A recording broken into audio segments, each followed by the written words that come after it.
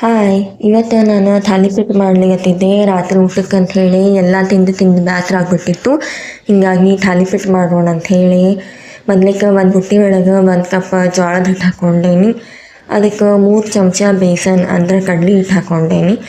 ಆಮೇಲೆ 1 ಚಮಚ ಅಕ್ಕಿ ಹಿಟ್ಟು. ಅಕ್ಕಿ ಹಿಟ್ಟು ಆಪ್ಷನಲ್ ಅದ, ನೀವು ಬೇಕಂದ್ರೆ ಹಾಕ್ಕೋಬೋದು, ಇಲ್ಲಾಂದ್ರೆ ಬಿಡ್ಬೋದು. ಆಮೇಲೆ ಸ್ವಲ್ಪ ಜೀರಿಗೆ, ಆಮೇಲೆ ಖಾರಕ್ಕೆ ತಕ್ಕಷ್ಟು ಖಾರ ಪುಡಿ ಹಾಕ್ಕೊಂಡೇನಿ. ಅದಕ್ಕೆ ಒಂಚೂರು ಅರಿಶಿನ ಪುಡಿ, ಬಿಳಿ ಎಳ್ಳು, ಆಮೇಲೆ ರುಚಿಗೆ ತಕ್ಕಷ್ಟು ಉಪ್ಪು ಹಾಕ್ಕೊಂಡೇನಿ. ಫ್ಲೇವರಿಗೆ ಅಂತೇಳಿ ಸ್ವಲ್ಪ ಹಿಂಗನ್ನು ಆ್ಯಡ್ ಮಾಡ್ಕೊಂಡು ಇನ್ನು ಪಲ್ಯಗಳು ಹಾಕೊಳ್ಳೋಣ. ಮೊದ್ಲಿಕ್ಕೆ ಹೆಚ್ಚಿದ ಕರಿಬೇವು, ಉಳ್ಳಾಗಡ್ಡಿ, ತುರಿದಿದ್ದು, ಗಜ್ಜರಿ, ಮೂಲಂಗಿ, ಸೌತೆಕಾಯಿ, ಆಮೇಲೆ ಸಣ್ಣಂಗಿ ಹೆಚ್ಚಿದ್ದು ಕೊತ್ತಂಬರಿ ಸೊಪ್ಪನ್ನು ಹಾಕ್ಕೊಂಡು ಎಲ್ಲ ಚೆನ್ನಾಗಿ ಮಿಕ್ಸ್ ಮಾಡಿಕೊಂಡು ಸ್ವಲ್ಪ ನೀರು ಹಾಕೋತಾ ಇದನ್ನು ಸೆಮಿ ಸಾಫ್ಟ್, ಪೂರಾ ಗಟ್ಟಿನೂ ಅಲ್ಲ ಪೂರಾ ತೆಳುನೂ ಅಲ್ಲ, ಹಂಗೆ ಹಿಟ್ಟನ್ನು ಕಲಿಸ್ಕೊಳ್ಬೇಕು.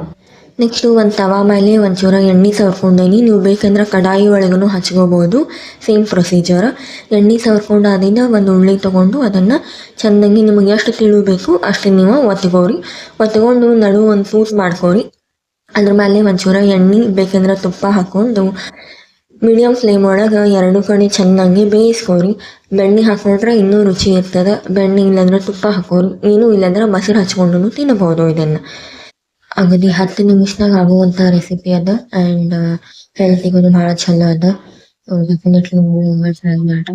ಉತ್ತರ ಕರ್ನಾಟಕ ಕಡೆ ಅಂತೂ ಎಲ್ಲರಿಗೂ ಗೊತ್ತಿರುವಂಥ ರೆಸಿಪಿ ಅದ. ಇನ್ ಕೇಸ್ ನೀವು ಬೇರೆ ಪ್ಲೇಸಿಂದ ನೋಡ್ಲಿಕತ್ತಿದ್ರೆ ಟ್ರೈ ಮಾಡಿರಿ, ಸೇವ್ ಮಾಡ್ಕೊಳ್ಳಿ.